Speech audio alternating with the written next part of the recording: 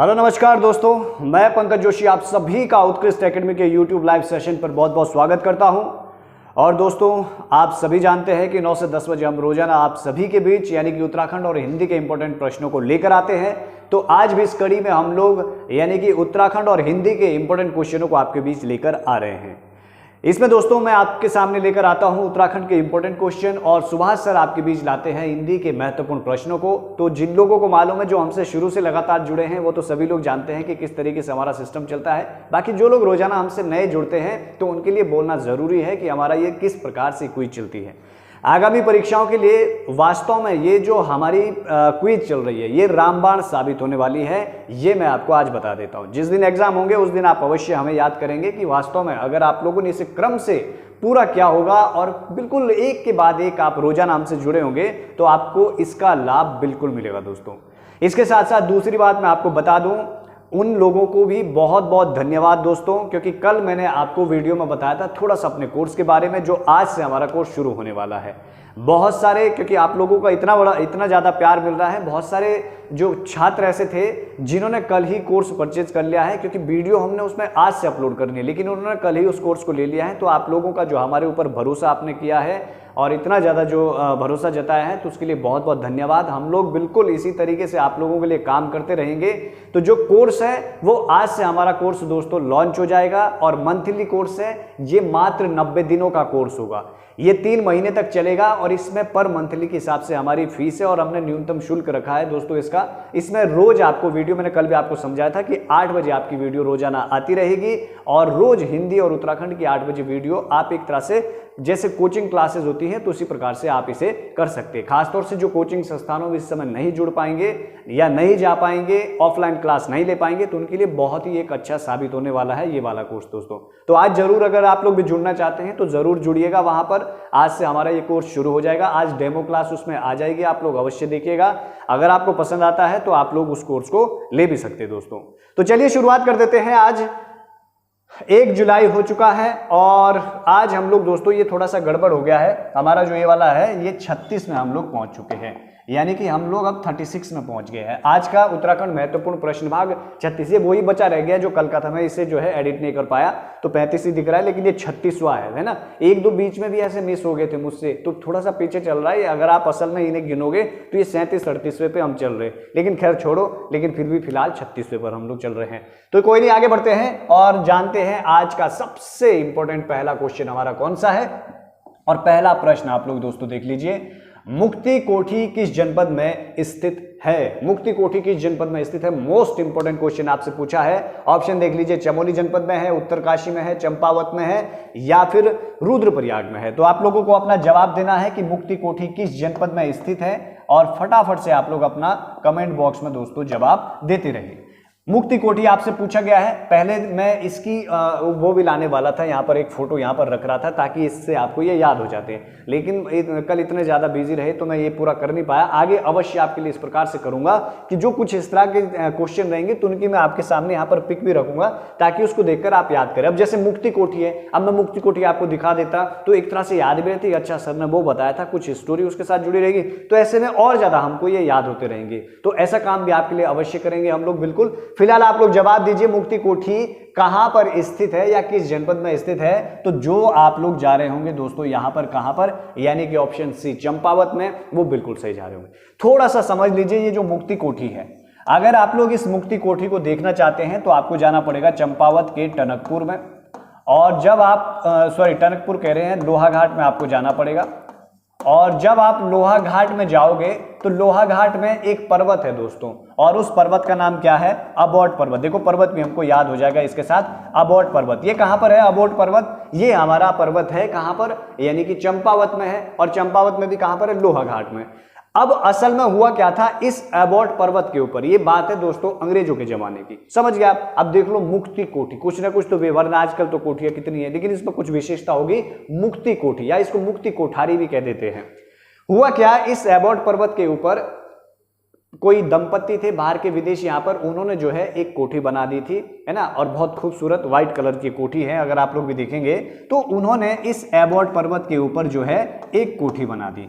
और इसी को दोस्तों वर्तमान में मुक्ति कोठी के नाम से जाना जाता है। अब इन दोनों क्या किया, जिनकी ये कोठी थी उन्होंने इसे दान कर दिया और दान करने के पश्चात यहां पर एक अस्पताल बना दिया। तो याद रखिएगा जो ये मुक्ति कोठी है चंपावत में, इसको फिर अस्पताल बना दिया गया। अस्पताल बनाने के बाद यहां पर जो है बहुत ही शानदार, कहा जाता है कि बड़ी जबरदस्त चिकित्सा सुविधाएं चलती थी और बहुत ही खुश थे यहां पर लोग, क्योंकि यहां पर बढ़िया तरीके से इलाज हुआ करता था। लेकिन दोस्तों ये सब सिस्टम कब बदल गया, जब यहां पर एक नया डॉक्टर आया अंग्रेज, और वो यहां पर जब स्थापित हुआ तो उसने, कहा जाता है कि वो भविष्यवाणी क्या करता था। भविष्यवाणी का मतलब है कि मरीज के आने से पहले वो ये बता देता था कि ये मरीज कितना जिएगा, किस तिथि को मर जाएगा, और ऐसा होता भी था। जिस तिथि को वो बोल देता था उसी तिथि को वो मरीज, यानी कि उस मरीज की मृत्यु भी हो जाती थी। ऐसे में दोस्तों अब आज तरह तरह की बातें होती है। कुछ लोग कहते थे कि ऐसा नहीं है, वो अपनी बात को सच करने के लिए, क्योंकि भाई अब उसने बोला है कि आप इतनी तारीख तक जीवित रहेंगे, उसके बाद आपकी डेथ हो जाएगी, तो अपनी प्रसिद्धि के लिए लोग कहते थे पागल था। तो वो क्या करता था, अब उसी दिन भाई डॉक्टर था, कुछ भी लगा दे के उसकी हत्या कर देता, यानी उसको मार देता था। और फिर वहीं पर दोस्तों इस तरह से जब उन्होंने काम किए तो बहुत सारी लोगों की यहाँ पर जो है मारा गया, जाने गए, जैसे भी है। तो उसके बाद यहाँ पर बहुत ही ज्यादा क्या है, आज ये कोठी एक तरह से हॉरर की उसमें जानी जाती है, बहुत ही डरावना माना जाता है। यहाँ पर रात्रि को तो कोई जाते भी नहीं, ऐसा कहा जाता है। तो ये मुक्ति कोठी इसलिए इसको प्रसिद्ध है, मुक्ति कोठी, और इसीलिए इसको जाना भी जाता है। तो याद रखिएगा चंपावत में है, एबॉट पर्वत है, और इसकी मैंने आपको स्टोरी बता दी, कभी पेपर में आएगा तो आपको याद रहेगा। अगला क्वेश्चन देखिए, दूसरा क्वेश्चन हमारे पास, दूसरा प्रश्न है हमारे पास कि प्रमुख पुस्तक, देखो इतना याद रखो, उत्तराखंड काव्य, ये मोस्ट इंपोर्टेंट है जो मैंने आपको अभी बताया, बहुत ही इंपोर्टेंट, इसको आप लोग अच्छे से याद रखिएगा। क्या बताया मैंने आपको, यानी कि उत्तराखंड काव्य, दिमाग पर आपके जाना चाहिए उत्तराखंड काव्य। उत्तराखंड, हमारा उत्तराखंड है, काव्य मतलब भाई कविताओं का कोई संग्रह होगा, और कविताओं का ही संग्रह है ये। उत्तराखंड काव्य किसकी रचना है, मदन मोहन सती, नागेंद्र ध्यानी, अरुण कुकसाल, गिरीश तिवारी गिरदा। और आप लोगों को इसी में फटाफट से अपना जवाब भी देना है कि इनमें से इसका जवाब क्या होगा, और कमेंट बॉक्स में अपना जवाब देते रहे। बाकी दोस्तों वीडियो को यार शेयर कर दिया करो आप, आजकल आप लोग वीडियो को बिल्कुल भी शेयर नहीं करते, तो थोड़ा सा वीडियो को भी शेयर कर दिया करो, हमें भी हौसला मिलता है। अगर आप लोग वीडियो को, है ना, अब बार बार बोलना भी हमें भी अच्छा नहीं लगता, आपको भी सुनना अच्छा नहीं लगता होगा, तो वीडियो को आप लोग शेयर कर दिया करो और थोड़ा सा लाइक भी कर दिया करो। तो ऑप्शन देख लीजिए, यहां पर मैंने आपको बता दिए हैं, और आप लोगों में जो लोग जा रहे होंगे यानी कि ऑप्शन डी के साथ, गिरीश तिवारी गिरदा जी, बहुत ही मतलब क्या बताएं इनके बारे में। अगर आप लोग भाई सोशल मीडिया पर आप लोग रहते हैं, कभी थोड़ा बहुत इनके बारे में आप लोग अवश्य देखा करो। मतलब एक अलग ही प्रकार के व्यक्ति थे, इनको देखने में मजा आता है। वो तो उस दौरान इनकी ज्यादा वो नहीं बन पाई, वरना अलग ही, एक बार आप इनको देखिएगा जरूर, आपको अवश्य आनंद आएगा कि कितने जबरदस्त कवि थे या साहित्यकार थे ये। तो गिरीश तिवारी गिरदा जी, इन्होंने दोस्तों यानी कि उत्तराखंड काव्य लिखा था, और ये जो उत्तराखंड काव्य है ये एक तरह से कविताओं का संग्रह था। इनकी जबरदस्त कविताएं रही, खास तौर से आप लोग देखना जब उत्तराखंड के लिए मांग चल रही थी, उत्तराखंड बनने के लिए चल रही थी, इसके लिए, या जब उत्तराखंड बन भी गया था, तो इन्होंने बहुत सारी कविताएं लिखी कि यहाँ की उस पर लिखते थे कि कैसे, नेताओं पर भी लिख देते थे कि कैसा चलेगा यहाँ का, और उत्तराखंड की भी इन्होंने लिखी। तो ये खासतौर से जो ये वाला उत्तराखंड काव्य है, ये यहाँ की समस्याएं जो थी उस समय की, उस पर इन्होंने ये लिखी थी। तो इस तरह से याद रखिएगा, बाकी इनको देखिएगा जरूर, इनके बारे में बड़ा मजा आएगा आपको, किस प्रकार के अलग ही प्रकार के व्यक्ति थे भाई। नेक्स्ट देखिए तीसरा, रिपोर्ट ऑन कुमाऊं। आज थोड़ी सी ये मैंने पुस्तकें पूछी है और इंपॉर्टेंट इनको आप लोग याद रखेंगे। रिपोर्ट ऑन कुमाऊं एवं या एंड गढ़वाल पुस्तक के लेखक कौन है। Report on Kumaon and Garhwal पुस्तक के लेखक कौन है, W Fraser, W Crook, Arun Kuksal या फिर एच.जी. वॉल्टन जी है। कमेंट बॉक्स में अपना जवाब देते रहिए फटाफट से। और सिंपल सा क्वेश्चन है, क्योंकि पहले भी मैंने आपको इसको पढ़ा चुका हूं और ये क्वेश्चन पेपर में भी आ चुका है। ऐसे में दोस्तों डब्ल्यू फ्रेजर आपको याद रखना है, जो ऑप्शन ए के साथ जा रहे हैं डब्ल्यू फ्रेजर। तो report on Kumaon and Garhwal, मेरे शब्द आपके कानों में गूंजने चाहिए। Report on Kumaon and Garhwal, ये जो पुस्तक है इसके लेखक कौन है, तो मैंने आपको बता दिया डब्ल्यू फ्रेजर जी है। याद हो गया होगा पक्का, बस इस तरीके से चलना है। इस समय तो भाई जितना ज्यादा याद कर सकते हैं उतना ही आपका बेनिफिट है।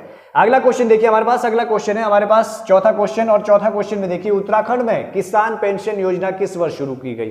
इसमें ज़्यादा समय बिल्कुल नहीं लगना चाहिए। ऑप्शन ए देखिए 26 जनवरी 2015 को, ऑप्शन बी 15 अगस्त 2014 को, सी 15 अगस्त 2015, डी 26 जनवरी 2014 को। फटाफट से कमेंट बॉक्स में अपना जवाब देते रहिए, ये क्वेश्चन ज़्यादा कठिन नहीं है और जो जा रहे होंगे ऑप्शन सी के साथ आप लोग वो बिल्कुल सही जा रहे हैं। यानी कि उत्तराखंड में जो किसान पेंशन योजना, भाई जो हमारे किसानों के लिए पेंशन योजना चलाई थी वो 15 अगस्त 2015 से इन्होंने शुरू कर दी थी। अगला क्वेश्चन देखिए, पांचवा क्वेश्चन हमारे पास, और पांचवा क्वेश्चन है कि हरिदत्त शर्मा, ये भी बहुत आसान क्वेश्चन है, कितनी बार आप लोगों ने रटा होगा कि हरिदत्त शर्मा किस पवार शासक का राजकवि था। और ऑप्शन में देख लीजिए आप, यहां पर कीर्ति शाह है, प्रताप शाह है, सुदर्शन शाह है और मानवेंद्र शाह जी है। इन्हीं में से आपको इसका जवाब देना है। आपसे सिर्फ पूछा है ये नाम, हरिदत्त शर्मा किस पवार शासक के राजकवि थे या उनके दरबार में रहे। तो ऑप्शन में आपके सामने कीर्ति शाह, प्रताप शाह, सुदर्शन शाह, मानवेंद्र शाह, और मुझे पूर्ण भरोसा है कि आप लोगों का सबसे ज्यादा जो जवाब आएगा वो ऑप्शन सी राजा सुदर्शन शाह आएगा। भाई बिल्कुल राजा सुदर्शन शाह के ही दरबार में थे और बहुत ही बड़ी भूमिका रही हरिदत्त शर्मा की, है ना। और इन्हीं के उस समय क्या कहते हैं, जब ये सुदर्शन शाह जी थे तो उसी समय इन्होंने जो बाराहाट प्रशस्तियां आदि हैं उन पर काम किया था, वो लिखी थी इनके ऊपर। इसके अलावा भी और भी बहुत सारा कार्य किया था सुदर्शन शाह जी के टाइम पीरियड पर, है ना। तो थोड़ा बहुत इनके बारे में पढ़ भी लिया करो, क्योंकि आजकल थोड़ा अंदर से भी क्वेश्चन पूछ रहा है, तो आप लोगों को थोड़ा इस प्रकार से भी करना। देखो अब वो सिस्टम नहीं है जो यूबीटीआर का था। यूबीटीआर क्या करता था कि भाई जितने पिछले क्वेश्चन होते थे उनको रिपीट कर देता था, उन्हीं को लेकर आ जाता था। तो आप पहले के जो छात्र भी होते थे वो पिछला ही पढ़ते थे और सिलेक्शन ले लेते थे। आज थोड़ा सा आयोग स्मार्ट हो गया है। आयोग क्या करता है, आयोग को पता है कि भाई किताबें तो सबने चाट ली है, ये भी सब कर लिया है, तो आयोग थोड़ा सा घुमा देता है। और घुमाने के लिए नॉर्मल सा, अगर आप कोई सा भी क्वेश्चन पढ़ते हो तो आप भी उसको घुमा दो अपने साथ, है ना। जैसे मैंने ये क्वेश्चन, घुमाने का मतलब होता है कि मैंने कहा कि हरिदत्त शर्मा किस पवार शासक का राजकवि था, तो घुमाओ इसको। मतलब घुमाने का मतलब होता है कि हरिदत्त शर्मा के बारे में थोड़ा सा जान लो, किसने और क्या क्या किया था। भाई इतना पता चल गया सुदर्शन शाह के समय थे, अब और क्या कार्य रहे हरिदत्त शर्मा के वो पढ़ लो। तो अंदर तक कहां तक जाएगा वो, क्योंकि आयोग भी क्या करता है, आयोग ऐसा तो नहीं है कि भाई क्योंकि इतना टाइम किसी के पास नहीं होता। ये लोग भी क्या होता है, पेपर ऐसा नहीं कि पूरा अध्ययन करके ये क्वेश्चन ढूंढ रहे होते हैं, ऐसा कुछ नहीं। ये लोग, इनके पास किताबें रखी होती हैं भाई, अब जो आजकल ऑथेंटिक किताबें सामने होती है कि जी आप इनसे क्वेश्चन बनाइए, ये देखते हैं फटाफट से, जहाँ पेज खुला पहली लाइन पर फैक्ट दिखा उस फैक्ट को उठा दिया। तो ज़्यादातर इस तरह से भी पढ़ना चाहिए दोस्तों। आप कोई भी अगर किताब इस्तेमाल करते हैं तो किताबों में जो आपको फैक्ट दिखते हैं उनको तुरंत अंडरलाइन करके याद कर लिया करो। जो फ्रंट में फर्स्ट में होता है, कोई भी अगर टॉपिक, मान लीजिए कुली विगार पढ़ रही किताब में, कुली विगार की पहली लाइन में उस चीजों को, फैक्टों को ज्यादा रखना चाहिए। क्योंकि आप कभी भी देखना पेपरों में सीधे पहली लाइन उठाकर उन्होंने डाली होती, पर यहां तक कि परीक्षा वाणी की भी पहली लाइन उठाकर डाल देते हैं। तो थोड़ा सा ये साइकोलॉजी भी मैंने उससे भी आधार पर भी देखना चाहिए। तो दोस्तों इसका सुदर्शन शाह है। छठा क्वेश्चन में बढ़ते हैं और छठा क्वेश्चन देखिए हमारे पास, यानी कि उत्तराखंड में किस वर्ष से वनों का वैज्ञानिक तरीके से प्रबंधन शुरू हुआ। मैंने कल के सीरीज में भी आपसे क्वेश्चन जानबूझकर ऐसा पूछा था। अगर आप लोगों ने थोड़ा सा अगर कॉमन सेंस आज लगा दिया होगा तो आप लोग इस क्वेश्चन को कर सकते हैं। यही तो सिस्टम है, आप लोगों को याद रखनी है सारी चीजें। कल मैंने क्वेश्चन पूछा था ना कि भाई कब ये, मैंने कहा था कि उत्तराखंड में वनों पर कब जो ठप्पे वाली जो प्रक्रिया थी वो कब शुरू हुई थी, या वनों को चिन्हित करना कब शुरू किया गया था।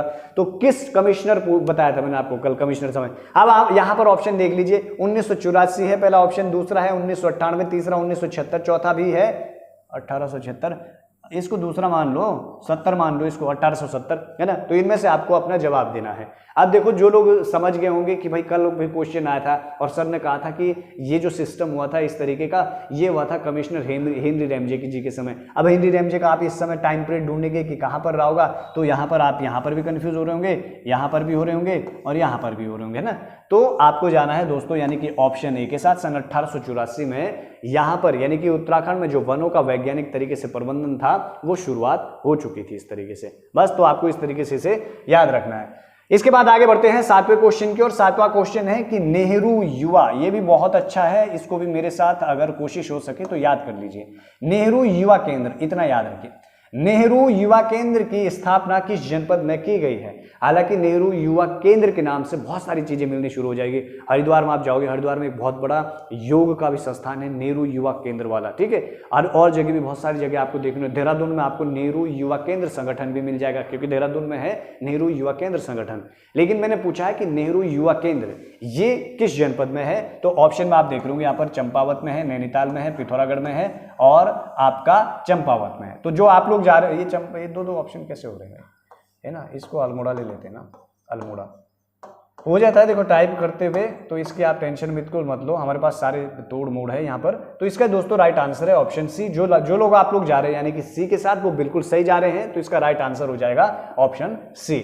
आगे बढ़ते हैं अगले क्वेश्चन की ओर, यानी कि 8वां क्वेश्चन। और हाँ दोस्तों, जब भी आप क्लास देने बैठते हो तो क्लास देते देखो, हमारी सुबह के समय क्लासें होती है ना, 9 बजे क्लास आती है हमारी, 9 बजे तो क्लास पे बैठते हो, जो चाय के शौकीन है चाय रखा करो अपनी बढ़िया तरीके से, मतलब आप जैसे भी पढ़ो बस आपका इंजॉयमेंट होना जरूरी है। आपको ये नहीं रहना कि मैं पढ़ाई करने बैठा हूँ और अब मेरे को जो है आज के क्वेश्चन पढ़ने, ऐसा नहीं।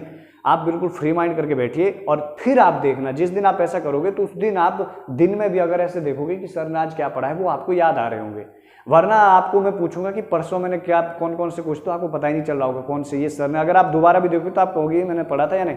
तो इसके लिए जरूरी है आपको फ्री माइंड बैठना, आप बिल्कुल टेंशन फ्री होकर बैठिए, बस आप देखते रहिए कि किस तरह के क्वेश्चन चल रहे, कैसे मजेदार क्वेश्चन आ रहे उत्तराखंड के, वैसा आप इंजॉय दीजिए। तो क्वेश्चन देखो 8वां क्वेश्चन यहाँ पर है, पांचू सालंग तथा विलान लरी ग्लेशियर, है ना। ये इस टाइप के थोड़ा सा मैंने अलग पूछा है, हालांकि हो सकता है नहीं आए को पेपरों में, लेकिन आजकल भरोसा कुछ नहीं है, क्योंकि जो तो ये नॉर्मल से ग्लेशियर है जो किताबों में है वो सारे पूछ चुका है।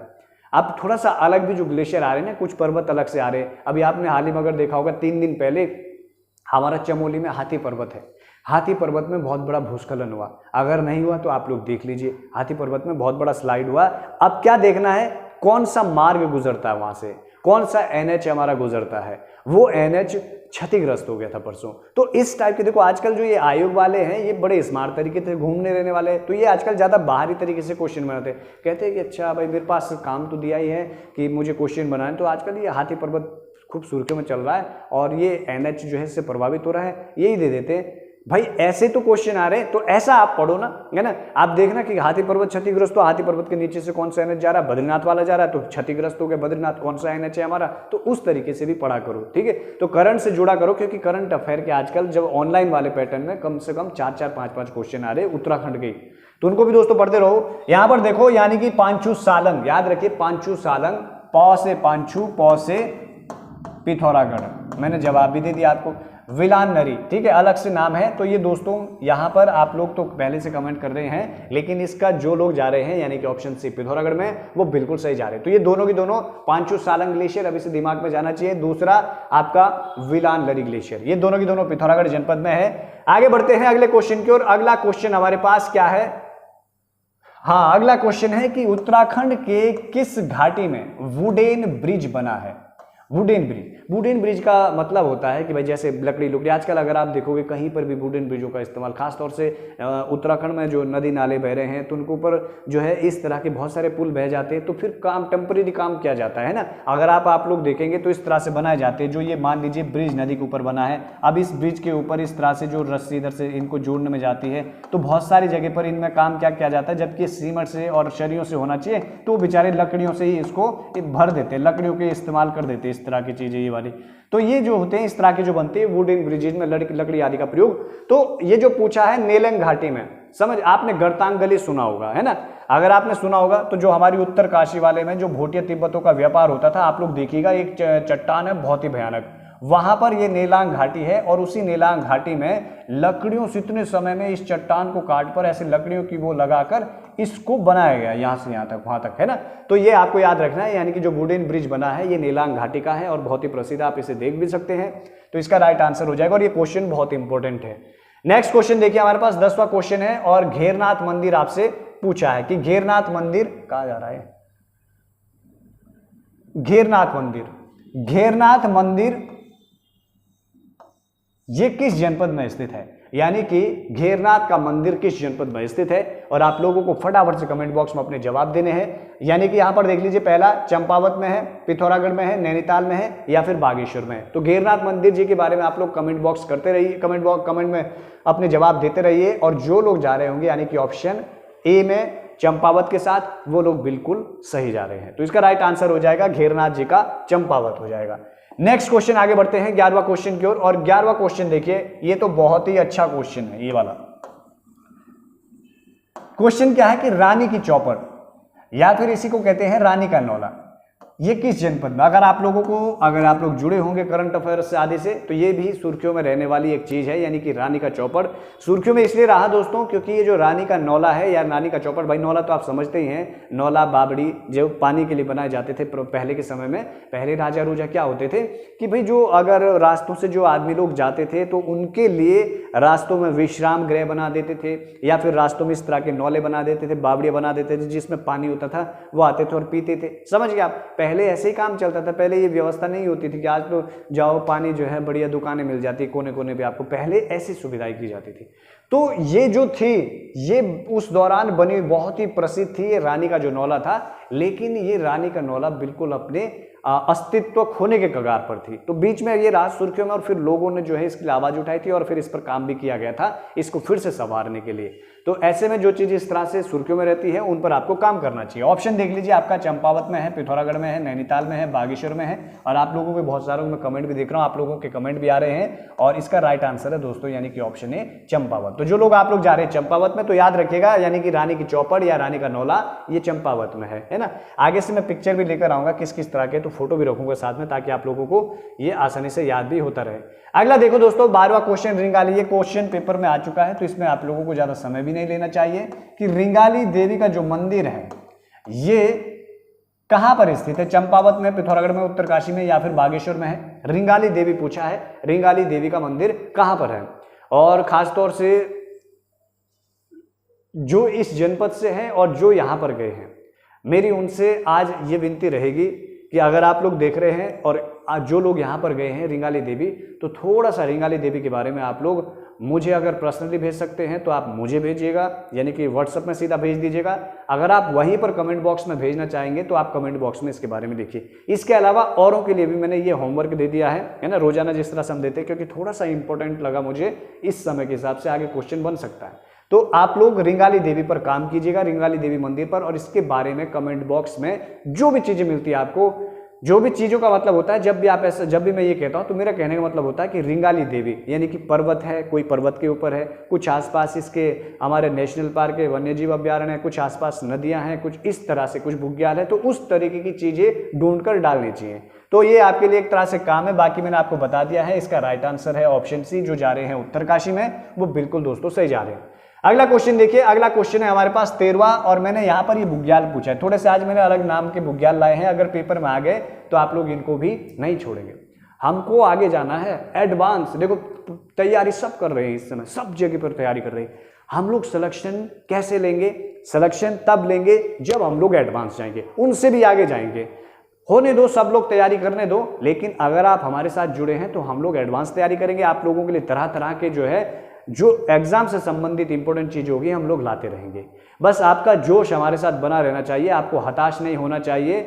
और अगर हम लोग आपके लिए इतनी मेहनत कर रहे हैं तो आप लोगों का भी थोड़ा सा फर्ज बनता है कि आप लोग अपने लिए भी करें और हमारे लिए भी करें। भाई बाद में ऐसा ना हो जाए कि आप लोग हमसे पढ़ते थे इतने समय और सिलेक्शन नहीं ले पाए, है ना। तो ये एक तरह से हमारे लिए भी जो है मनोबल गिराने वाली बात है, आपका तो मनोबल खुद ही गिर जाएगा। तो आपको पूरा जोश रखना है, अगर हम एनर्जी में हैं तो आपको हमसे दुगनी एनर्जी में काम करना है। बाकी दोस्तों कुछ नहीं होता है, सिलेक्शन के लिए निरंतरता ही प्रयास है। आप लोग लगातार पढ़ते रहो, हमारे साथ लगातार इस तरह के क्वेश्चन करते रहो। पकवा बुग्याल पूछा है, पकवा चंपावत, पिथौरागढ़, उत्तरकाशी, बागेश्वर, इसका जवाब दे दो। तो पकवा, प से पकवा बुग्याल है, ये दोस्तों बागेश्वर जनपद में आपको याद रखना है। तो पकवा बुग्याल यानी कि बागेश्वर जनपद में स्थित है। इस तरीके से छोटा सा बुग्याल है, इसलिए आपको याद रखना है। अगला क्वेश्चन देखिए, 14वां क्वेश्चन हमारे पास, और 14वां क्वेश्चन है कि बरनाला बुग्याल ये किस जनपद में स्थित है? बरनाला बुग्याल, सुरजीत सिंह बरनाला, ये बुग्याल किस जनपद में स्थित है? और मजाक में बोल दिया, कहीं पता चल रहा आप लोग ऐसे लिख रहे कि सर ने सुरजीत बोला था। बरनाला है, बरनाला बुग्याल किस जनपद में स्थित है। और आप लोगों को बरनाला बुग्याल के बारे में बताना है। चंपावत में है, पिथौरागढ़ में है, उत्तरकाशी में, बागेश्वर में है। इनमें से अपना जवाब फटाफट से कमेंट बॉक्स में देते रहे। और जो लोग जा रहे होंगे किस में, बहुत सारे लोग अब देखो बरनाला बुग्याल भी घूमने गए होंगे, है ना। तो जो लोग ऑप्शन सी की ओर जा रहे हैं यानी उत्तरकाशी, बरनाला याद रखिएगा मेरे। देखो पकवा बुग्याल पर बात की, पकवा बुग्याल कहां पर था, एक बार जवाब दीजिए मेरे साथ। हाँ जी, बहुत बढ़िया जवाब दे रहे हैं। सुना नहीं लेकिन आपकी फीलिंग्स समझ लिए। दूसरा मैंने आपसे पूछा बरनाला बुग्याल है यानी कि सी में, तो इसका राइट आंसर है सी, उत्तरकाशी। ठीक है, आगे बढ़ते हैं अगले क्वेश्चन की ओर। अगला क्वेश्चन हमारे पास यानी कि आखिरी क्वेश्चन है 15 क्वेश्चन, और 15 क्वेश्चन है कि 2016 में स्थापित उत्तराखंड आवासीय विश्वविद्यालय, बस इतना सा आपको देखना है। 2016 में स्थापित उत्तराखंड आवासीय विश्वविद्यालय ये किस जनपद में स्थित है? उत्तराखंड आवासीय विश्वविद्यालय किस जनपद में स्थित है? अल्मोड़ा में है, पिथौरागढ़ में है, उत्तरकाशी में है या फिर बागेश्वर में है? इनमें से फटाफट से कमेंट बॉक्स में अपने जवाब आप लोग देते रहें। और जो लोग जा रहे होंगे यानी कि ऑप्शन ए के साथ, अल्मोड़ा के साथ, वो बिल्कुल सही जा रहे हैं, तो इसका राइट आंसर हो जाएगा ऑप्शन ए। तो इसके साथ दोस्तों मेरे जो इंपॉर्टेंट क्वेश्चन थे वो तो समाप्त हो चुके हैं और अब आपसे विदा लेने का समय भी हो गया है। बाकी एक बार फिर से आपको दोहराना चाहूंगा कि हमारा जो कोर्स था जिस पर हम लोग मंथली की बात कर रहे थे, जो 90 दिन का कोर्स है, वो 90 दिन का कोर्स यानी कि 3 महीने का कोर्स आज से शुरू हो जाएगा। यानी कि 8 बजे आपको इसमें वीडियो मिलनी शुरू हो जाएगी। वीडियो आपको उत्तराखंड और हिंदी की मिलेगी, पूरी डिटेल से आपको वीडियो मिलेगी और क्रम से आगामी परीक्षाओं के लिए रामबाण साबित होने वाला है। इसके अलावा दोस्तों बहुत बहुत धन्यवाद उनके लिए भी जिन्होंने वीडियो डालने से पहले ही हम पर इतना विश्वास किया है और हमारे इस कोर्स को पहले ही ले लिया है। बाकी आप लोग आज डेमो देख लीजिएगा, जो लोग लेना चाहेंगे तो डेमो आप देखिएगा और इस तरह से 90 दिन में पूरा कंप्लीट हो जाएगा आपका। यानी कि आप लोग देख लीजिए जुलाई, अगस्त, सितंबर तक आप पूरा कोर्स उत्तराखंड और हिंदी का कंप्लीट करेंगे और एक तरह से जैसे आप कोचिंग संस्थानों में पढ़ रहे होंगे वैसा ही ये सिस्टम चल रहा होगा। तो जरूर अगर आप इच्छुक होंगे, और बहुत ही कम दाम दोस्तों, हमने इसका मात्र 499 इसका रखा है पर मंथली, और इतना आप लोग इसका पे कर सकते हैं। भाई ये मेहनताना है आप लोगों के लिए, इतनी मेहनत हम लोग भी करते हैं क्योंकि हम लोग यहीं से हैं। आप लोग तो भाई कल जॉब में लग जाएंगे, तो आप लोगों के लिए हम इतने, कुछ लोग ऐसे मैसेज भी करते हैं तो बड़ा दुख होता है कि आप लोग जो है ये कर रहे हैं वो कर रहे हैं। बिल्कुल भाई, हम लोग आप लोगों के लिए, क्योंकि हम लोग मेहनत यहीं पर करते हैं, हमारा ये है क्या कहते हैं, तो हम लोग यहाँ से करते हैं। आप लोगों के लिए लगातार सारी चीज़ें जो आपको 1000 जगह पर देखनी पड़ती वो हम लोग को मेहनत करके एक जगह पर लाते हैं, तो उसकी मेहनत से हम लोग काम करते हैं। और आप लोग तो कल जॉब में लग जाएंगे, आप लोग वहाँ पर अपना आराम से कमाते, तो हमारा थोड़ा सा यहाँ से रहता है और इतना कोई ज़्यादा हम लोग आपसे फीस नहीं लेते, जो हमारी मेहनत है और मेहनत के अनुसार होना चाहिए। बाकी दोस्तों दूसरी बात यह है कि फ्री की चीज़ें अगर आप लेते हो और इतनी मेहनत से हम लोग देते हैं तो वो लोग इतनी आपके ऊपर कार्य भी नहीं करते, क्योंकि फ्री की सारी चीज़ें क्या होती है, हम लोग लेते हैं, अरे भाई मिली है फेंक देते हैं। जो चीज़ आपने मेहनत से ली हो, जहाँ पर आपने पैसा खर्च किया हो, उसके लिए आप लोग क्या करते हैं, पढ़ते हैं कि नहीं भाई मैंने इसे खरीदा है, फीस दी है, तो थोड़ा सा आप उसके प्रति वफादार और सीरियस रहते हैं। तो ऐसे में इसलिए ही सब चीज़ों के दाम होते हैं। तो बाकी दोस्तों विदा लेता हूं। आप कह रहे होंगे सर तो पूरे के पूरे यहीं पर बता रहे हैं। अब आपके बीच आने वाले हैं सुभाष सर और हिंदी के इंपॉर्टेंट क्वेश्चनों का, तो सर के साथ मजा लीजिए, चाय पीजिए आराम से, और चाय होना बहुत जरूरी है भाई, चाय के साथ आनंद लीजिए। बाकी धन्यवाद, कल मिलेंगे आपको इसी समय।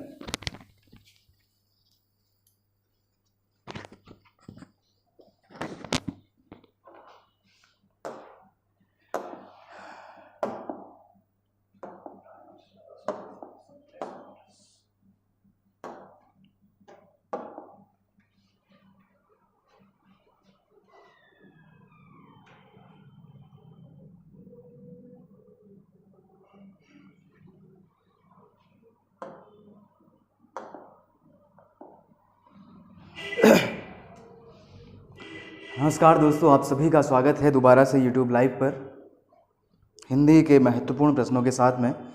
तो दोस्तों आज हम दोबारा आपके सामने उपस्थित हैं कुछ महत्वपूर्ण क्वेश्चन। कल हमने देखा था 15वें क्वेश्चन तक, यहाँ तक दोस्तों हमने कल की वीडियो में कर लिया था। आज हमको देखना है क्वेश्चन नंबर 16वें से, और आप सभी को पता है आपको क्या करना पड़ता है। आप लोग दोस्तों क्वेश्चन के साथ में कमेंट करते रहिए और अपना मूल्यांकन करें, ज़्यादा बोलने की बात इसमें कुछ नहीं है। देखिए 16वां क्वेश्चन देखिए, 16वां क्वेश्चन देखिए दोस्तों, आपको एक शब्द दिया गया है द्वावपी। द्वावपी में दोस्तों आपको बतानी है कि इनमें से कौन सी संधि होगी, गुण संधि, यण संधि, अयादि, या इनमें से कोई नहीं। तो आपको एक शब्द दिख रहा है, इस शब्द क्या है, देखिए द्वावपी। द्वावपी दोस्तों इस प्रकार के आपने एक संधि देखी होगी हिंदी के अंदर, 5वीं संधि अयादि संधि, जो कि दोस्तों आपके सिलेबस में नहीं है, लेकिन इस प्रकार से दोस्तों क्वेश्चन पूछे जा सकते हैं, आपको थोड़ा बहुत पता होना चाहिए। उनके साथ में भी पूछ सकता है वो। देखिए द्वावपी में देखिए आप यहाँ इस प्रकार के क्वेश्चन को करने के लिए दोस्तों हमें देखना पड़ता है, जैसे आपने देखा होगा भवन, आपने देखा होगा अयादि संधि के अंदर भवन में देखिए दोस्तों हमें क्या देखना होता है, ये यहाँ देखिए इसमें किसकी मात्रा है, ओ की मात्रा है, और वो में किसकी मात्रा है, वो तो वो ही है। तो पहले वाले की मात्रा देखनी है, तो दोस्तों ये क्या हो जाएगा, हमारा हो जाएगा अव। अव हो जाएगा। और अव कब बनता है? जब ओ के बाद असमान स्वर आए। दोस्तों आपको सबसे पहले अयादी संधि के नियम पढ़ने होंगे। तो ओ के बाद जब ओ के बाद असमान स्वर आता है दोस्तों, तब क्या बनता है? अव बनता है। तो हमें क्या करना होता है? पहले वाले में केवल सिंपल सी ओ की मात्रा जोड़नी पड़ती है, और इसको दोस्तों इसमें ओ की मात्रा है तो भो धन अन हो जाएगा।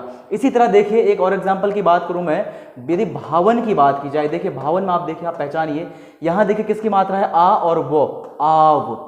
और आव कब बनता है? ये तो आपको दोस्तों याद करना पड़ेगा। आव कब बनता है? जब औ के बाद असमान स्वर आए। तो आपको भौ में सिंपल सा क्या करना है? औ की मात्रा, औ की मात्रा जोड़ देनी है। भौ धन, वो में औ की मात्रा है तो अन हो जाएगा, भौ धन अन। इसी प्रकार से देखिए दोस्तों यहां पर क्या है? आ वो, आ की मात्रा और वो, आ की मात्रा और वो यानी आव।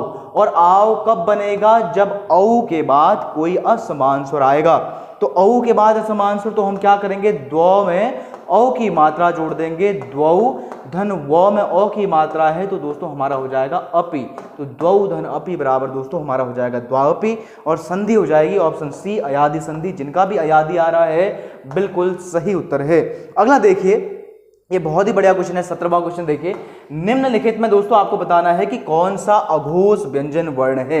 आपको विकल्प दिखाई दे रहे होंगे, ह, य, और ये दोस्तों उच्चिप्त व्यंजन है, और ड, और हमारा मूर्धा वाला श। तो आप लोग बताइए कि इनमें से कौन सा अघोष है। अघोष आप सभी को पता है जिनके उच्चारण में हमारी स्वर तंत्री में कंपन उत्पन्न नहीं होता, उन्हें दोस्तों कहा जाता है अघोष व्यंजन वर्ण। अब देखिए इनमें से कौन सा अघोष है? ह, य, और ड, और हमारा मूर्धा वाला स। तो दोस्तों देखिए ह किस वर्ग का है? ऊष्मेय व्यंजन का है। और ऊष्मेय व्यंजन के अंदर दोस्तों तीनों के तीन, जो हमारे तीनों के तीन स्व है, वो तीन के तीन स्व दोस्तों होते हैं हमारे अघोष, और ह होता है सघोष। ये तो है नहीं, अघोष आपको पूछा गया है, ह तो सघोष है। ये अंतस्थ व्यंजन वाले हैं। अंतस्थ व्यंजन वाले वर्ण दोस्तों 4 के 4 यो, र, लौ क्या होते हैं? प्राण के आधार पर अल्प प्राण, और घोष के आधार पर दोस्तों सघोष। तो ये भी नहीं होगा। और ड दोस्तों तीसरे स्थान पर आता है टॉ वर्ग के अंदर, तो ये भी दोस्तों हमारा तीसरा, चौथा, पांचवा सघोष होता है, ये भी नहीं होगा। और मूर्धा वाला श दोस्तों हमारा अघोष व्यंजन वर्ण है। तो ऑप्शन डी दोस्तों इसका बिल्कुल सही हो जाएगा। जिनका भी डी आ रहा है बिल्कुल सही उत्तर आ रहा है। अगला देखिए 18वां क्वेश्चन, अनेकों बार समझाने पर भी वह नहीं माना, वाक्य में अशुद्ध कौन सा है? अब आपको दोस्तों बताना है इस वाक्य के अंदर अशुद्धि कहां पर है। अनेकों बार समझाने पर भी वह नहीं माना, वाक्य में दोस्तों अशुद्धि आपको बतानी है कहां पर है। समझाने में है, नहीं में है, बार में है, या ऑप्शन डी है दोस्तों आपके पास अनेकों में।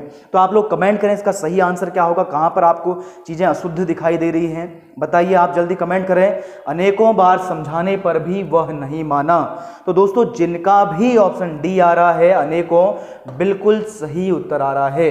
दोस्तों अनेकों नहीं होता है, अनेक का दोस्तों अनेक खुद ही अपने आप में बहुवचन रूप है, तो अनेक का प्रयोग दोस्तों अनेक ही किया जाता है, ये कभी भी अनेकों नहीं होगा। जब भी अनेकों होगा तो दोस्तों ये अशुद्ध माना जाएगा, क्योंकि अनेक अपने आप में स्वयं ही बहुवचन शब्द है, ये अनेकों दोस्तों इसका नहीं बनेगा। अगला देखिए 19वां क्वेश्चन, द्विवर किस प्रकार का शब्द है? दोस्तों आपको बताना है, एक शब्द दिया गया है, शब्द भंडार दोस्तों आपके सिलेबस में है और बहुत ही महत्वपूर्ण चीज है। यहां से आपको 7 से लेकर दोस्तों 8 क्वेश्चन देखने को मिल सकते हैं शब्द भंडार से। शब्द भंडार यानी पर्यायवाची शब्द, विलोम शब्द, एकार्थी, अनेकार्थी, विपरीतार्थी, और दोस्तों ये तद्भव, तत्सम, आगत, संकर शब्द, इस प्रकार की चीजें आपको दोस्तों देखने को मिल सकती हैं, या किसी शब्द का अर्थ पूछ लेगा। तो यहां पर देखिए द्विवर किस प्रकार का शब्द है, तो दोस्तों जिनका भी ऑप्शन क्या आ रहा है, बी आ रहा है, तत्सम शब्द, दोस्तों उनका बिल्कुल सही है। द्विवर क्या है? हमारा तत्सम शब्द है, यानी संस्कृत से हिंदी भाषा में आया हुआ शब्द है द्विवर। यदि इसके तद्भव की बात करें तो दोस्तों इसका तद्भव हो जाएगा हमारा देवर, और इसी देवर को दोस्तों कहा जाता है द्विवर तत्सम में यानी संस्कृत में, और हमारा देवर क्या हो जाएगा? तद्भव हो जाएगा, यानी बिगड़ा हुआ रूप। अगला देखिए दोस्तों 20वां क्वेश्चन, विहंगम दृष्टि का अर्थ क्या होगा? तेज नजर, तीखी नजर। देखिए दोस्तों तेज नजर, तीखी नजर, अब विकल्प यहां छूट गए हैं ऊपर, तेज नजर, सरसरी नजर, या दोस्तों हमारा हो जाएगा मंद नजर। तो हमारा ऑप्शन सी दोस्तों इसका बिल्कुल सही हो जाएगा, सरसरी नजर दोस्तों इसका बिल्कुल सही उत्तर है। अगला देखिए 21वां क्वेश्चन,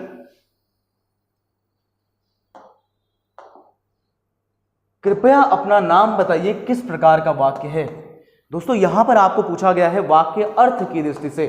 अर्थ की दृष्टि से दोस्तों वाक्यों के प्रकार आप सभी को पता होंगे, 8 प्रकार होते हैं और रचना की दृष्टि से 3 प्रकार के होते हैं। तो यहाँ पर दोस्तों कृपया अपना नाम बताइए, इस वाक्य को आपको पूछा गया है कि अर्थ की दृष्टि से किस प्रकार का होगा। विधानवाचक होगा, विधिवाचक होगा, इच्छावाचक होगा या ऑप्शन डी दोस्तों इनमें से कोई नहीं होगा। आप तो बताइए इसका आंसर क्या होगा।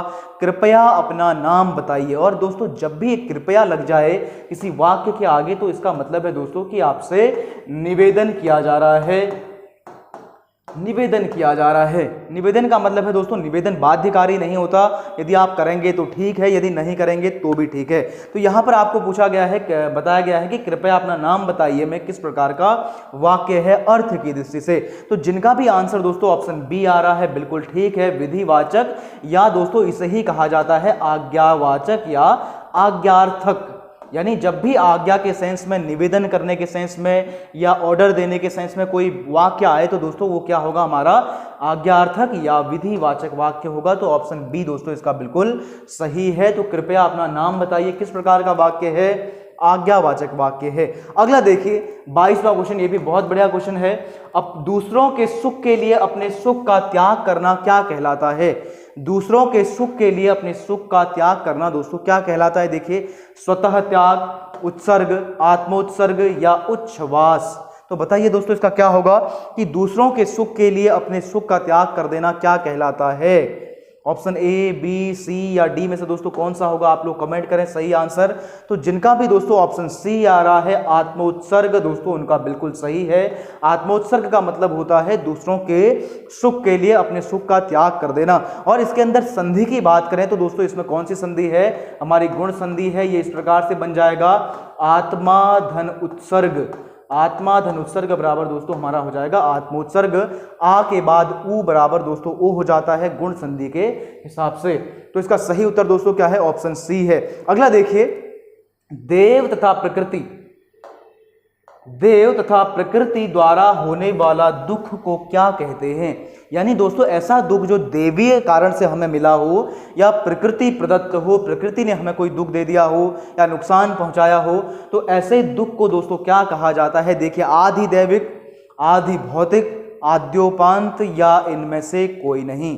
तो आप लोग दोस्तों बताएं कि जो दुख हमें देवीय तौर पर मिलता है या हमें नेचर द्वारा या प्रकृति द्वारा डायरेक्ट मिलता है तो दोस्तों उसे क्या कहा जाता है, आधि दैविक, आदि भौतिक, आद्योपांत या ऑप्शन डी दोस्तों इनमें से कोई नहीं। तो दोस्तों जिनका भी ऑप्शन ए आ रहा है आधि दैविक उनका बिल्कुल सही है। ऑप्शन ए दोस्तों इसका बिल्कुल सही उत्तर हो जाएगा। अगला देखिए 24वां क्वेश्चन, दुष्ट उद्देश्य के लिए, दुष्ट उद्देश्य के लिए की जाने वाली मंत्रणा या साजिश। दुष्ट उद्देश्य के लिए की जाने वाली मंत्रणा या साजिश को दोस्तों क्या कहा जाता है या इसके लिए एक शब्द क्या है। किसी गलत उद्देश्य के लिए दोस्तों जब क्या करते हैं, कोई मंत्रणा करते हैं, कोई साजिश करते हैं तो उसे उसके लिए एक शब्द दोस्तों क्या होगा। देखिए वक्र संधि होगा, दुरभिसंधि होगा, दुर्निवार होगा या निर्निमेष होगा। तो आप लोग कमेंट करें इसका सही आंसर क्या होगा। दोस्तों वाक्यांश के लिए एक शब्द भी आपको पूछा जा सकता है। तो उसी प्रकार का एक क्वेश्चन है, दुष्ट उद्देश्य यानी बुरे उद्देश्य के लिए की जाने वाली मंत्रणा या साजिश दोस्तों क्या कहलाती है। जिनका भी ऑप्शन बी आ रहा है दोस्तों दुरभिसंधि उनका बिल्कुल सही है।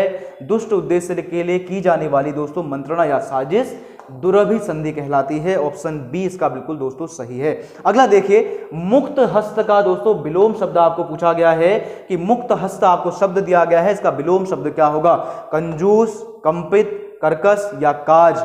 आप लोग बताइए, बहुत ही इजी है ये। मुक्त हस्त का विलोम शब्द, यदि हम मुक्त हस्त की बात करें, मुक्त का मतलब दोस्तों होता है फ्री और हस्त का मतलब होता है हाथ या हैंड, यानी फ्री हैंड या खुले हाथों से, खुले हाथों से खर्च करने वाला, खुले हाथों से खर्च करने वाला। दोस्तों आप इसका मतलब आप देख लीजिए इसका विलोम शब्द क्या होगा। खुले हाथों से खर्च करने वाला, इसका विलोम शब्द हमारा दोस्तों क्या हो जाएगा, ऑप्शन ए हो जाएगा कंजूस, यानी जो बंद हाथों से खर्च करता हो, यानी पैसे खर्च करने में जिसको डर लगता हो या घबराता हो। अगला देखिए 26वां क्वेश्चन, निकर का अर्थ है। दोस्तों ये पर्यायवाची टाइप का ही शब्द है। देखिए आपको बताना है निकर का क्या अर्थ है। झुंड, ताप, निगम या ऑप्शन डी है दोस्तों इनमें से कोई नहीं। आप लोग बताइए इसका सही आंसर क्या होगा। जो हमारा निकर शब्द है इसका अर्थ बताइए कि इसका अर्थ क्या होता है। झुंड होता है, ताप होता है, निगम होता है या ऑप्शन डी है दोस्तों इनमें से कोई नहीं। तो दोस्तों जो भी आंसर दे रहे हैं ऑप्शन सी उनका बिल्कुल गलत है। ऑप्शन ए वाले दोस्तों बिल्कुल सही है। निकर का मतलब होता है झुंड या दोस्तों एक प्रकार का ढेर भी आप बोल सकते हैं। ढेर या झुंड को निकर कहा जाता है। अगला देखिए 27वां क्वेश्चन, मदन तेजी से दौड़ा वाक्य में क्रिया विशेषण का कौन सा प्रकार है। तो दोस्तों आप ये बताइए इसका सही आंसर क्या होगा। मदन तेजी से दौड़ा वाक्य में क्रिया विशेषण का कौन सा प्रकार है। क्रिया विशेषण के दोस्तों 3-4 प्रकार होते हैं, आप सभी को पता है। रीतिवाचक, कालवाचक, स्थानवाचक और परिमाणवाचक। तो इसमें बताइए दोस्तों क्या होगा। मदन तेजी से दौड़ा वाक्य में हमारा क्रिया विशेषण कौन सा हो जाएगा। देखिए क्रिया कौन सी है, दौड़ा है, ये क्रिया है। इसकी विशेषता बताने के लिए दोस्तों कौन सा शब्द आया है, तेजी से। अब तेजी से का मतलब दोस्तों क्या हुआ, क्रिया कैसे हो रही है ये दोस्तों बता रहा है। क्या क्रिया की रीति बता रहा है। क्रिया का मेथड यहां पर आपको सूचित किया गया है कि वो कैसे दौड़ रहा है, तेजी से दौड़ रहा है। तो दौड़ने का दोस्तों मेथड यहां पर हमें पता चल रहा है, रीति पता चल रही है। तो ऑप्शन ए दोस्तों इसका बिल्कुल सही हो जाएगा। ये हमारा रीतिवाचक क्रिया विशेषण का हमारा एक प्रकार का एग्जाम्पल यहां पर है। अगला देखिए 28वां क्वेश्चन, बहुत ही बढ़िया क्वेश्चन है। हिंदी में दोस्तों वचन की संख्या आपको बतानी है। आप ये बताइए कि हिंदी के अंदर वचन कितने होते हैं। वचन का मतलब होता है दोस्तों नंबर। वचन का मतलब होता है नंबर, यानी इसको वचन का मतलब क्या है कि वस्तु जिस संज्ञा शब्द की बात हो रही हो कि वो संख्या में कितनी है, 1 है, 2 है, 3 है। तो इसी को दोस्तों कहा जाता है हिंदी के अंदर वचन कहा जाता है। तो आपको हिंदी में वचन की संख्या बतानी है। 1 होती है, 2 होती है, 3 होती है या ऑप्शन डी है दोस्तों आपका 4 होती है। तो आप कमेंट करें इसका सही आंसर क्या होगा। तो जिनका भी ऑप्शन दोस्तों सी आ रहा है 3, उनका बिल्कुल ही गलत है। ये हिंदी में वचन की संख्या दोस्तों केवल 2 होती है, एक वचन और बहुवचन। दोस्तों आपको एक चीज और याद रखनी है, संस्कृत में वचन की संख्या दोस्तों 3 होती है, एक वचन, द्विवचन और बहुवचन। एक वचन का मतलब कोई वस्तु एक संख्या में है, संख्या में 1 है। द्विवचन का मतलब है 2 है और बहुवचन का मतलब है 2 से ज्यादा है। हिंदी के अंदर दोस्तों वचन की संख्या 2 ही होती है। एक वचन का मतलब है संख्या, वस्तु की संख्या 1 है और दोस्तों बहुवचन का मतलब है 1 से ज्यादा है। तो हिंदी के अंदर वचन दोस्तों 2 होते हैं और संस्कृत के अंदर वचन की संख्या दोस्तों हमारी कितनी होती है, 3 होती है। ये आपको याद रखना है। अगला देखिए 29वां क्वेश्चन, मुझसे हंसा नहीं जाता वाक्य में दोस्तों आपको वाच्य बताना है। मुझसे हंसा नहीं जाता बहुत ही इजी है। यहां पर से लगा हुआ है और से के बाद दोस्तों क्या है, अकर्मक क्रिया है। तो इस प्रकार की दोस्तों चीजें हमें केवल एक ही वाच्य में देखने को मिलती है। वो क्या है, हमारा ऑप्शन सी है, भाववाच्य। भाववाच्य आपको कर्मवाच्य में भी दोस्तों से देखने को मिलेगा, लेकिन क्रिया सदैव सकर्मक होगी। कर्मवाच्य में दोस्तों से मिलता है लेकिन क्रिया दोस्तों सदैव सकर्मक होती है, तभी कर्म की प्रधानता होगी। यहां पर से के साथ में अकर्मक क्रिया दोस्तों आपको एक ही कंडीशन में दिखाई देगी, वो है हमारा भाववाच्य। तो ऑप्शन सी दोस्तों इसका बिल्कुल सही हो जाएगा। जिनका भी भाववाच्य उत्तर आ रहा है बिल्कुल सही उत्तर है। अगला देखिए, मित्रों को काटकर केक खिलाओ वाक्य में अशुद्धि किस प्रकार की है। दोस्तों इस प्रकार के क्वेश्चन भी आपको पूछे जा सकते हैं कि मित्रों को काटकर केक खिलाओ वाक्य में अशुद्धि का प्रकार है। वचन संबंधी अशुद्धि है, लिंग संबंधी अशुद्धि है, पदक्रम संबंधी अशुद्धि है या संज्ञा संबंधी अशुद्धि है। आप लोग कमेंट करें इसका सही आंसर क्या होगा। मित्रों को काटकर केक खिलाओ वाक्य में अशुद्धि का प्रकार दोस्तों आपको बताना है। तो इसका सही आंसर दोस्तों क्या है, जिनका भी ऑप्शन सी आ रहा है पदक्रम संबंधी अशुद्धि, उनका दोस्तों बिल्कुल सही उत्तर है। इसमें पदक्रम संबंधी अशुद्धि है, यानी पदों को दोस्तों वाक्य के अंदर पदों को सही क्रम में नहीं लगाया गया है। यहां पर देखिए, मित्रों को काटकर केक खिलाओ नहीं होगा, बल्कि दोस्तों क्या होगा, मित्रों को केक आगे हो जाएगा, केक काटकर, केक काटकर। इस प्रकार से दोस्तों इसको लिखा जाएगा, मित्रों को केक काटकर खिलाओ। तो दोस्तों इसमें ऑप्शन सी हमारा बिल्कुल सही है। पदक्रम संबंधी अशुद्धि इसके अंदर दोस्तों हमें दिखाई दे रही है। तो आज के दोस्तों हमारे हिंदी के महत्वपूर्ण 15 क्वेश्चन में इतना ही है। बाकी दोस्तों आपको मिलेंगे हम इसी तरह से फिर कल 9 से 10 बजे के बीच में। तब तक के लिए दोस्तों आप सभी का धन्यवाद। नमस्कार, जय हिंद, जय उत्तराखंड।